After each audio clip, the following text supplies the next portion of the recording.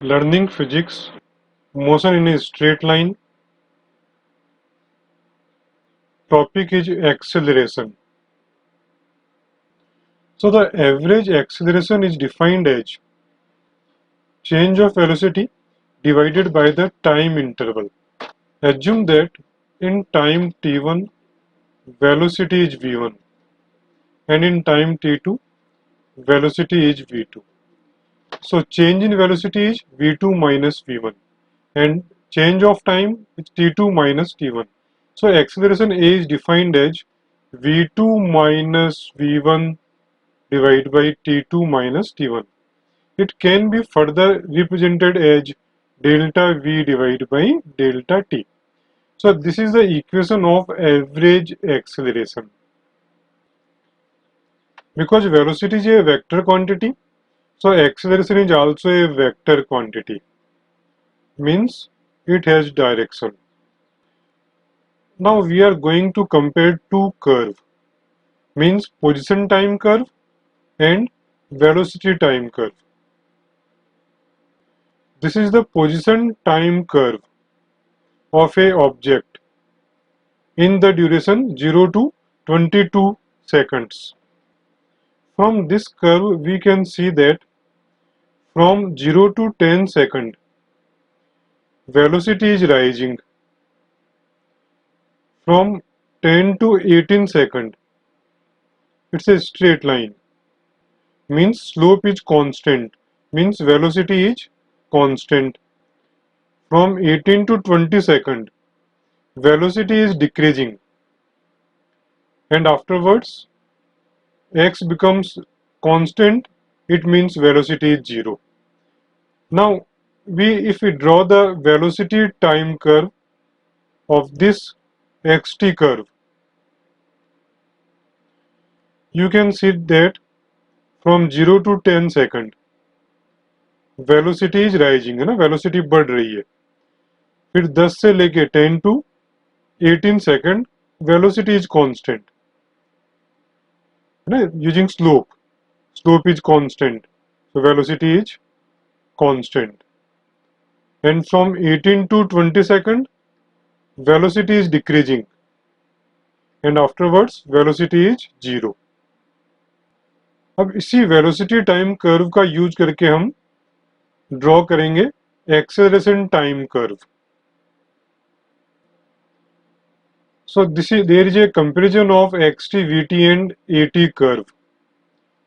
This is the position time curve. Second curve is velocity time curve and third is acceleration time curve. ये तीनों curve एक ही object के हैं same time के लिए. 0 से लेके 10 सेकंड तक आप देख पा रहे हैं कि वेलोसिटी राइज कर रही है. इसका मतलब एक्सेलरेशन की वैल्यू पॉजिटिव है और वो एंड एक्सेलरेशन इज राइजिंग. 10 से लेके 18 सेकंड के लिए वेलोसिटी कांस्टेंट है, वेलोसिटी राइज नहीं कर रही है. मींस v2 माइनस v1 0 है तो एक्सेलरेशन की वैल्यू 0 आएगी. 18 से लेके 20 सेकंड के लिए वेलोसिटी की वैल्यू डिक्रीज कर रही है, तो वेलोसिटी की वैल्यू डिक्रीज करने का मतलब है एक्सेलरेशन नेगेटिव है. तो यहाँ आप देख पा रहे हैं उसकी वैल्यू नेगेटिव आ रही है. यदि हम कैलकुलेट करें value of acceleration for 0 to 10 second, तो एक्सेलरेशन फॉर 0 टू 10 सेकंड, तो वेलोसिटी का फॉर्मूला हमको मालूम है v2 minus v1 divide by t2 minus t1. तो v2 की वैल्यू गिवन है 25. 25 से थोड़ा सा कम है तो इसको अपन 24 एज्यूम कर लेते हैं. तो v2 की वैल्यू हो गई 24 मीटर पर सेकंड. स्टार्टिंग हमने किया 0 से तो माइनस 0. t2 माइनस t1 की वैल्यू हमको मिल गई 10. तो इसको हम सिंप्लीफाई करेंगे तो वैल्यू आपको मिलेगी 2.4 मीटर पर सेकंड स्क्वायर.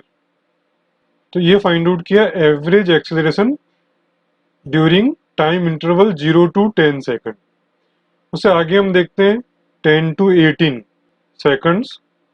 तो वेलोसिटी की वैल्यू चेंज नहीं हुई, यहाँ भी 24 मीटर पर सेकंड है तो 18 सेकंड पे भी 18 सेकंड पे भी सेम वैल्यू ही आपको मिल रही है।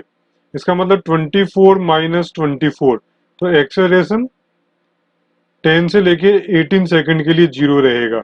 24 माइनस 24 डिवाइड बाई 8, उसकी वैल्यू आएगी 0 मीटर पर सेकंड स्क्वायर। 18 से लेके 20 सेकंड के बीच में आप देखें वेलोसिटी की वैल्यू डिक्रीज कर रही है और 24 मीटर पर सेकंड से वो जीरो हो गई। तो A3 थर्ड सेगमेंट के लिए हम लिख पाएंगे 0 - 24 डिवाइड बाई टाइम पीरियड है 2, तो वैल्यू आपको मिलेगी -12 मीटर पर सेकंड स्क्वायर। तो average acceleration during 18 to 20 second वो आएगा -12 मीटर पर सेकंड स्क्वायर। तो वेलोसिटी टाइम कर्व का यूज करके हम फाइंड आउट कर पाएंगे time curve and value of average acceleration. तो एक्सेलरेशन की वैल्यू पॉजिटिव, नेगेटिव या जीरो हो सकती है। यदि हम ये कर्व मान लें कि हमने ड्रॉ किया है AT कर्व, फॉर्मूला आपको मालूम है एक्सेलरेशन का, v2 minus v1 divide by t2 minus t1। तो फर्स्ट कर्व आप देखें, इस केस के अंदर कर्व यहाँ पे यूज कर रहे हैं पोजीशन टाइम कर्व। तो इस केस के अंदर जो एक्सेलरेशन है वो है पॉजिटिव एक्सेलरेशन। डायग्राम सेकंड हम चेक करते हैं। इसमें आप देखें ये जो कर्व आ रहा है वो नेगेटिव एक्सेलरेशन का कर्व है। और थर्ड कर्व की हम बात करें, इस कर्व के अंदर स्लोप कांस्टेंट है, इट मींस जीरो एक्सेलरेशन, क्योंकि यहाँ पे वेलोसिटी कांस्टेंट आएगी। नेक्स्ट पार्ट लेते हैं इंस्टेंटेनियस एक्सेलरेशन। जो पहले हमने फॉर्मूला लिखा था v2 माइनस v1, उसमें यदि हम टाइम टेंड्स टू जीरो कर दें, जो टाइम में चेंज है उसको हम जीरो कर दें, तो ये बन जाएगा इंस्टेंटेनियस एक्सेलरेशन। इसको हम डिफाइन कर पाएंगे dv बाई dt। कहने का मतलब है वेलोसिटी टाइम कर्व के अंदर किसी पॉइंट पे जो स्लोप आएगा, तो स्लोप की वैल्यू इंस्टेंटेनियस एक्सेलरेशन के इक्वल होगी। अब वेलोसिटी टाइम कर्व के कुछ कॉन्सेप्ट को समझने की ट्राई करते हैं। जैसे फर्स्ट, यहाँ पे वेलोसिटी टाइम के साथ में राइज कर रही है, it means motion in A positive direction with positive acceleration.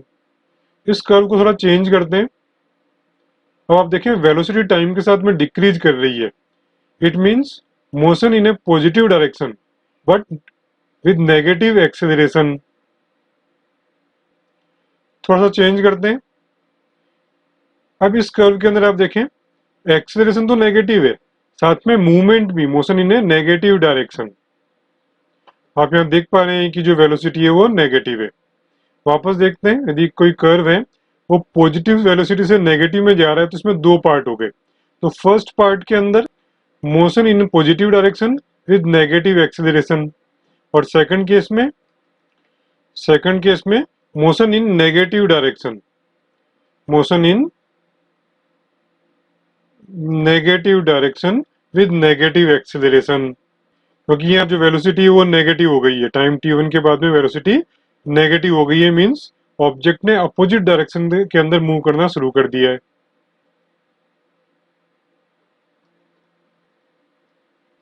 एक बड़ा इंपॉर्टेंट कॉन्सेप्ट है area under the VT curve. तो area under the VT curve बिल्कुल आप याद रखेंगे, वो डिस्प्लेसमेंट को रिप्रेजेंट करेगा। Area under VT curve always represents displacement. आप यूनिट्स का यूज करके भी इसकी वैल्यू फाइंड आउट कर सकते हैं। जैसे हम कहते हैं डिस्प्लेसमेंट, डिस्प्लेसमेंट इसका फॉर्मूला हम क्या लिखेंगे, वेलोसिटी मल्टीप्लाई बाई टाइम। तो इस डायग्राम के अंदर जो एरिया इस रेक्टेंगल का हम लेंगे, तो देखा जाए तो ये वेलोसिटी टाइम कर्व है, तो जो एरिया आएगा वो डिस्प्लेसमेंट को रिप्रेजेंट करेगा।